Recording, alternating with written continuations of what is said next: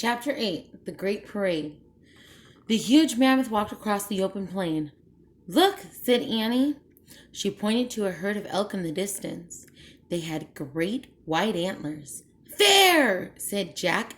As a herd of reindeer came to view, they pranced gracefully across the snow. Then a woolly rhino joined them on the open plain. Then a bison. The elk, reindeer, rhino, and bison moved along with them at a distance. They seemed to be escorting Jack and Annie back to the treehouse. The snow sparkled with sunlight. "This is a great parade," Jack thought. "Fantastic." They were getting closer and closer to the groves of tall trees.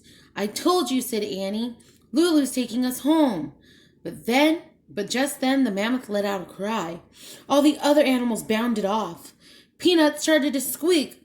Jack looked around. Behind them, the Sabertooth was slinking across the sunlit snow. The woolly mammoth roared and plunged forward. Jack and Annie nearly fell off. Jack clutched Annie. She and Peanut clutched the mammoth's shaggy hair. The mammoth thundered wildly over the ground. "Ah!" Jack and Annie yelled. The mammoth charged to the grove of trees. But the tiger had circled around the trees. He stood between the tallest tree and the mammoth. They were trapped. The saber-tooth began moving slowly toward the mammoth. The woolly mammoth roared fiercely. But Jack knew a saber-tooth could kill any creature, including a mammoth. The huge tiger's head was down. His burning eyes were fixed on the mammoth. His long white fangs glinted in the sunlight. Chapter 9 The Master of the Animals.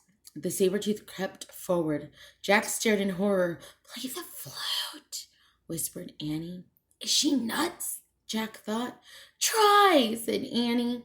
Jack held the mammoth bone flute to his lips. He blew. The flute made a strange sound. The tiger froze. He glared at Jack. Jack's hands shook. The tiger growled. He took another step. The mammoth roared and stomped the ground. "Play it," said Annie. "Keep playing." Jack blew again.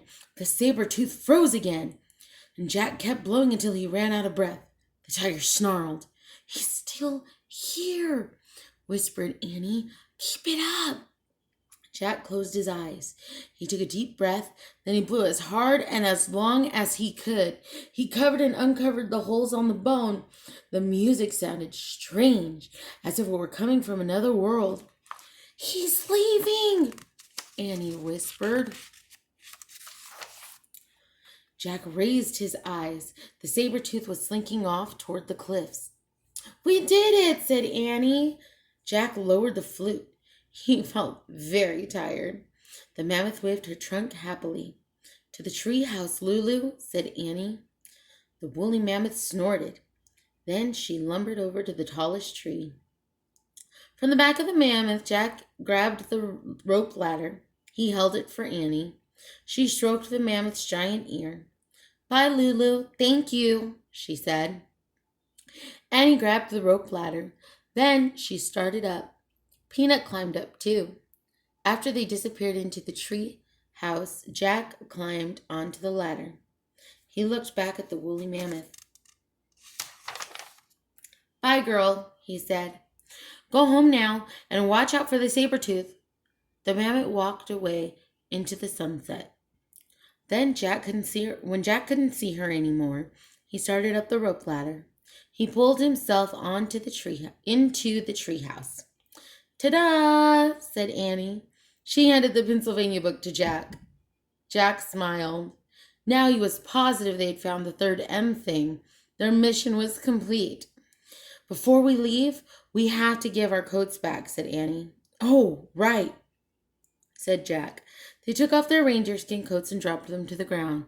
"Brrr," said Annie. "I hope the Cro-Magnon people find them." Jack stared out the window. He wanted to take one last look at the prehistoric world. The sun was setting behind the hills. 4 people were crossing the snowy plain. It was the Cro-Magnon people. Hey! Shouted Annie. Shh! Said Jack. The Cro-Magnons stopped and peered in Annie and Jack's direction. We left your reindeer skins down there. Annie pointed to the ground. The tallest person stepped forward and raised his spear. Time to go, said Jack. He grabbed the Pennsylvania book. He found the picture of Frog Creek and pointed at it. I wish we could go home, he said. Goodbye, good luck, Annie called, waving out the window. The wind started to blow, and the tree house started to spin. It spun faster and faster. Then everything was still. Absolutely still. Chapter 10. This Age.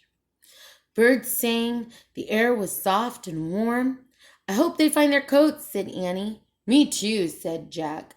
He pushed his glasses into place. Squeak! Hey, you! How did you find the sorcerer?